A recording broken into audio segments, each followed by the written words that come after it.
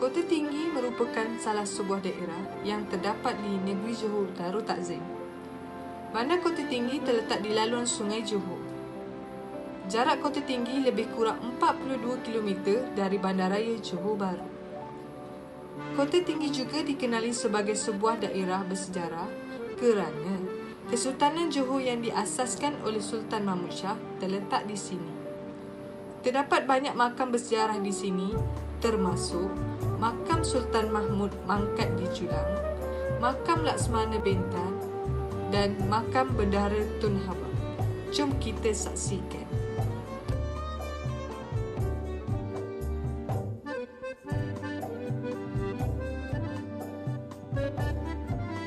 Okey, kita dah sampai ke destinasi makam atau kota Laksmana Bentan di Kota Tinggi.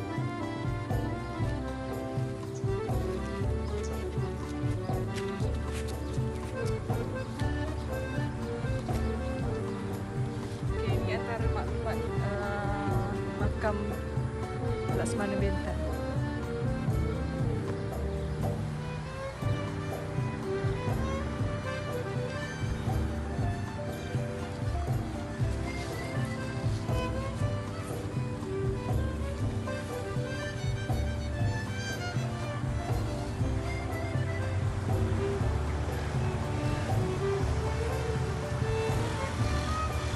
Makam ini sangat unik kerana dia di pinggiran sungai Kota Tinggi.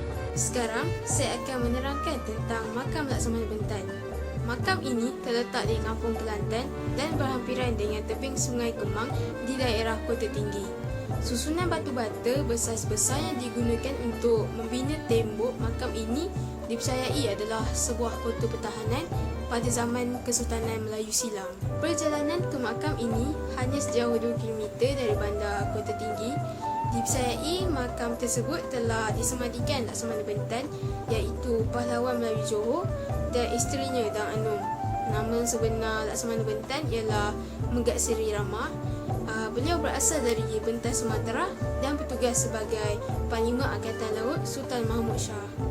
Menurut sejarah, Laksmana Bentan telah menikam Sultan Mahmud sewaktu di Julang ketika dalam perjalanan menuju masjid untuk solat Jumaat.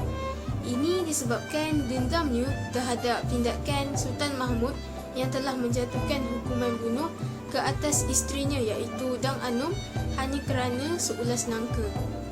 Namun demikian, Sultan Mahmud Shah sempat menikam balas Laksmana Bentan dan melafazkan sumpah bahawa orang-orang Bentan akan muntah darah jika berkunjung ke bumi Kota Tinggi selama 7 keturunan. Peristiwa ini terkenal dengan kisah Sultan Mahmud Mangkat di Julang.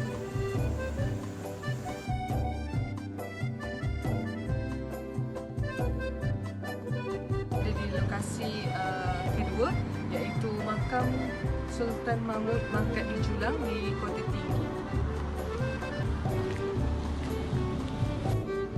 Antara makam yang terdapat di dalam makam Sultan Mahmud Shah ialah makam Sultan Abdullah Shah ibni almarhum Sultan Muzaffar Shah, makam Sultan Alauddin Wirayat Shah, Sultan Abdul Jalil Shah dan Sultan Mahmud Shah ibni almarhum Ibrahim Shah.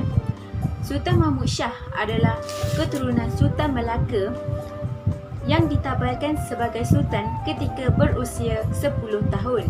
Urusan pentadbiran diuruskan oleh bendahara dan Kota Johor Lama dijaga oleh Temenggung. Pusat pemerintahan berada di Kota Tinggi dan Johor Lama yang dijadikan sebagai istana hinggap.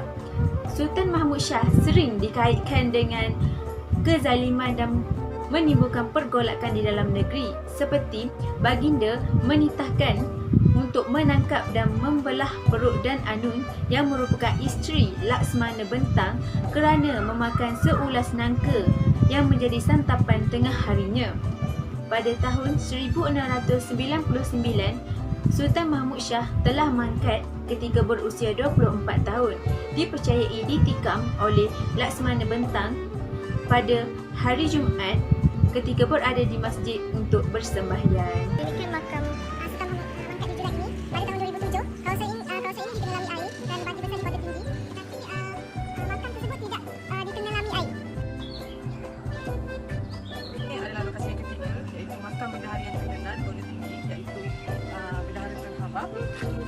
warna purple biru itu ialah tempat makam Tun Habab. Sekarang saya ingin menerangkan tentang sejarah makam Tun Habab Kota Tinggi Johor. Nama sebenar baginda ialah Bendahara Tun Abdul Majid Tun Habab. Beliau menjadi bendahara semasa zaman Sultan Ibrahim Shah yang pertama. Dan jawatannya diteruskan semasa pemerintahan Sultan Mahmud Shah yang kedua. Baginda ditabalkan menjadi Sultan Johor yang ke-11 selepas kemangkatan Sultan Mahmud Shah yang kedua yang tidak meninggalkan waris. Baginda telah menggunakan gelaran Sultan Abdul Jalil Yayat Shah yang keempat. Keturunan Tun Habab Abdul Majid ini telah memperluaskan lagi kuasa empayar Kesultanan Johor. Baginda Tun Zainal Abidin menjadi Sultan Terengganu yang pertama dan keturunannya berterusan sehinggalah ke hari ini. Jom kita saksikan lawatan ke makam Tun Habab Kota Tinggi Johor.